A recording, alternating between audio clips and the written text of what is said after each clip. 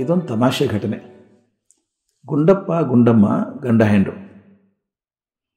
ಗುಂಡಮ್ಮಗೊಂದು ಭಾರಿ ತೊಂದರೆ. ಆಕೆಗೆ ಭಾರಿ ನಿದ್ರೆ, ಅಸಾಧ್ಯ ನಿದ್ರೆ ಬರೋದಕ್ಕೆ. ಮಲಗಿದ ತಕ್ಷಣ ಗೊರಕೆ ಪ್ರಾರಂಭ ಆಗ್ತಿತ್ತು. ಗಂಡ ಗುಂಡಪ್ಪನಿಗೆ ಆಕೆ ನಿದ್ರೆ ಇದೆ ಭಯ. ಯಾಕಂದರೆ ಒಳ್ಳೆ ಹಿಟ್ಟಿನ ಗಿರಣಿ ಹಾಕಿ ಶಬ್ದ ಮಾಡ್ತಾ ಮಲ್ಕೊಂಡ್ರೆ ಪಾಪ ಅದು ಹೆಂಗೆ ನಿದ್ದೆ ಮಾಡ್ತಾನೆ? ಆಕೆ ಗೊರಕೆ ತಡ್ಕೊಳ್ಳೋಕ್ಕೆ ಸಾಧ್ಯ ಇಲ್ಲ. ಆದರೆ ಕಳೆದ 2 ದಿವಸದಿಂದ ಪರಿಸ್ಥಿತಿ ಬೇರೆ ಆಗಿದೆ. ಗುಂಡಮ್ಮನಿಗೆ ಮಲ್ಕೊಳ್ಳೋಕ್ಕೆ ಆಗ್ತಾಯಿಲ್ಲ. ಯಾಕೆ ಗೊತ್ತಾ? ಏನು ತೊಂದರೆನೋ ಗುಂಡಪ್ಪ ಒದ್ದಾಡ್ತಾ ಇದ್ದಾನೆ. ಪಕ್ಕದಲ್ಲೇ ಮಲ್ಕೊಂಡಿದ್ದಾನೆ. ವಟ ವಟ ವಟ ಅಂತಾನೆ. ಶಿವನೇ ಶಿವನೇ ಪಾರು ಮಾಡು ಅಂತಾನೆ. ನಿಟ್ಟುಸಿರು ಬಿಡ್ತಾನೆ. ಹೊರಳಾಡ್ತಾನೆ ಈ ಕಡೆಯಿಂದ ಆ ಕಡೆ, ಆ ಕಡೆಯಿಂದ ಈ ಕಡೆ. ರಾತ್ರಿ ಎಲ್ಲ ಒಂದು 100 ಸಲ ಆದರೂ ಅಯ್ಯೋ ಎಂಥ ಸ್ಪರ್ಶಕ್ಕೆ ಹಾಕೊಂಡ್ಬಿಟ್ಟೆ ನಾನು, ಎಂಥ ಪರಿಸ್ಥಿತಿಗೆ ಸಿಕ್ಕಾಕೊಂಡೆ ಅಂತ ನಳ್ತಾನೆ. ಒಂದು ದಿವಸ ರಾತ್ರಿ ಗುಂಡಮ್ಮಗೆ ತಡೆಯೋಕ್ಕಾಗಲಿಲ್ಲ. ಎದ್ದು ಕೂತ್ಕೊಂಡ್ರು. ಏನಾಗಿದ್ರಿ ನಿಮಗೆ? ಏನಾಗಿದೆ ನಿಮಗೆ? 3 ದಿವಸದಿಂದ ನೋಡ್ತಾ ಇದ್ದೀನಿ, ನೀವು ಮಲಗ್ತಾ ಇಲ್ಲ, ನನಗೂ ಮಲಗೋಗ್ಬಿಡ್ತಾ ಇಲ್ಲ. ನಾನು ಹೆಂಗೆ ಮಲ್ಕೊಳ್ಳಿ? ಏನು ತೊಂದರೆ ನಿಮಗೆ? ತೊಂದರೆ ಏನು ಅಂತ ಹೇಳಿದ್ರೆ ತಾನೇ ಪರಿಹಾರ ಹುಡ್ಕೋದು ಅಂತ ಖಾರವಾಗಿ ಕೇಳಿದ್ವಿ. ಆಕೆ ಚಿಂತೆ, ನಿದ್ದೆ ಇಲ್ಲ ಅಂತ. ಗುಂಡಪ್ಪ ಎದ್ದು ಕೂತ. ನನ್ನ ಕಷ್ಟ ಯಾರಿಗೆ ಹೇಳಿಕೊಳ್ಳಿ ಗುಂಡಮ್ಮ? ಮುಗೀತು ನನ್ನ ಕತೆ, ನಾಳೆ ಮುಗ್ದೇ ಹೋಯ್ತು. ಏನಾಯಿತು ಅಂತ ಕೇಳಿದ್ರು. ನಿನಗೆ ಗೊತ್ತಿಲ್ಲ, ನನ್ನ ಪಕ್ಕದ ಮನೆ ದಾಸಪ್ಪ ಇದ್ದಾನಲ್ಲ, ಅವನ ಕಡೆಯಿಂದ 30,000 ರೂಪಾಯಿ ಸಾಲ ತೊಗೊಂಡಿದ್ದೆ. ಮನೆ ಬದಲಾಯಿಸಿದ್ನಲ್ಲ, ಅಲ್ಲಿ ಇಲ್ಲಿ ಸ್ವಲ್ಪ ಚೆನ್ನಾಗಿ ಮಾಡಿದ್ನಲ್ಲ, ದುಡ್ಡು ಬೇಕಾಗಿತ್ತು, ಸಾಲ ತೊಗೊಂಡಿದ್ದೆ. ಅವನ ಸ್ವಭಾವ ನಿನಗೆ ಗೊತ್ತಿಲ್ಲ. ಅವನು ಎಷ್ಟು ನೀಚ ಅಂದರೆ ಅವನ ಮುಂದೆ ಕಾಳಿಂಗ ಸರ್ಪ ಕೂಡ ಸಾಧು ಪ್ರಾಣಿ ಅನಿಸುತ್ತೆ. ನಾಳೆಗೆ ನಾನು ಹಣ ಕೊಡು, ಕಡೆ ದಿವಸ ಹಣ ಹೊಂದಾಣಿಕೆ ಆಗಿಲ್ಲ, ಇನ್ನು 10,000 ಬೇಕು ನನಗೆ.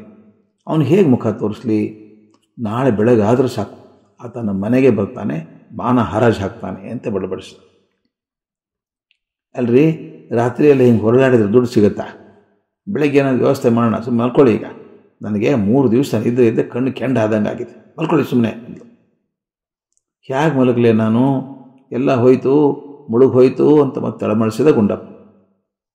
ಹಾಗೆ ಗುಂಡಮ್ಮ ಏನು ಮಾಡಿದ್ಲು ನೋಡಿ, ಧಡಕ್ಕಂತ ಎದ್ಲು. ಧಡ ಧಡ ಧಡ ಮೆಟ್ಲೆ ಅಂತ ಮಾಳಿಗೆ ಮೇಲೆ ಹೋದ್ಲು. ರಾತ್ರಿ 12-1 ಗಂಟೆ ಆಗಿದೆ. ಎಲ್ಲವೂ ಶಾಂತವಾಗಿ ಸ್ತಬ್ಧವಾಗಿದೆ. ದಾಸಪ್ಪನ ಕಡೆ ಮುಖ ಮಾಡಿ ದಾಸಪ್ಪ ದಾಸಪ್ಪ ಅಂತ ಒದರಿದ್ಲು. ಇಷ್ಟು ಜೋರಾಗಿ ಕೂಗಿದ್ರೆ ರಾತ್ರಿ ಯಾರಿಗೆ ಕೇಳಿಸ್ದೇ ಇರುತ್ತಾ? ದಾಸಪ್ಪ ಎದ್ದು ಕೂತ್ಕೊಂಡ. ದಾಸಪ್ಪ ಸರಿಯಾಗಿ ಕೇಳಿಸ್ಕೊ, ಗುಂಡಮ್ಮ ಹೇಳಿದ್ಲು. ನನ್ನ ಗಂಡ ನಿನಗೆ ಹಣ ನಾಳೆ ಪಾವತಿ ಮಾಡಬೇಕಾಗಿತ್ತಲ್ಲ, ನೆನಪಿದೆಯಾ? 30,000 ನೆನಪಿದೆಯಾ?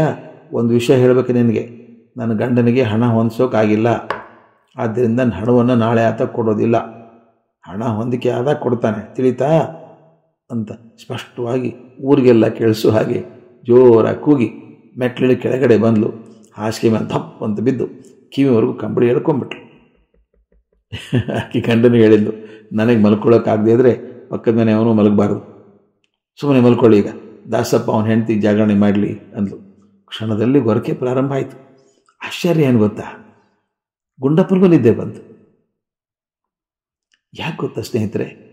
ಯಾವಾಗಲೂ ಚಿಂತೆ ಭಾರ ಎದೆಯಲ್ಲಿ ತಿದಿ ಒತ್ತಾ ಇರುತ್ತೆ. ಒಂದೊಂದು ಸಲ ಏನು ಮಾಡಲಿ ಏನು ಮಾಡಲಿ ಏನು ಮಾಡಲಿ ಅಂತ ಭಾರ ಆದಾಗ ಮತ್ತೊಬ್ಬರು ಹೇಳ್ಕೊಂಡಾಗ ಹಗರಾಗುತ್ತೆ.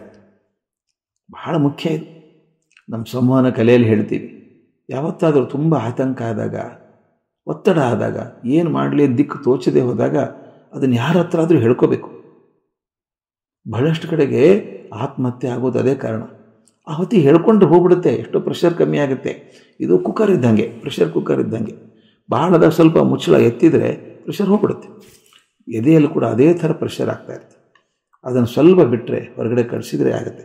ಆದರೆ ಗುಂಡಮ್ಮನ ಹಾಗೆ ತನ್ನ ಪ್ರೆಷರ್ ಮತ್ತೊಬ್ಬರ ಎದೆಗೆ ವರ್ಗಾಯಿಸೋದು ಕ್ಷೇಮ ಅಲ್ಲ. ದಯವಿಟ್ಟು ನಿಮ್ಮ ಸ್ನೇಹಿತರಿಗೆ, ಮಕ್ಕಳಿಗೆ ಹೇಳಿ. ಆತಂಕ ಆದ ಹೇಳ್ಕೋಬೇಕು, ಮತ್ತೊಬ್ಬರ ಹತ್ರ ಹೇಳ್ಕೊಂಡಾಗ ಒಳಗಿನ ಆ ಒತ್ತಡ ಕಮ್ಮಿ ಆಗುತ್ತೆ.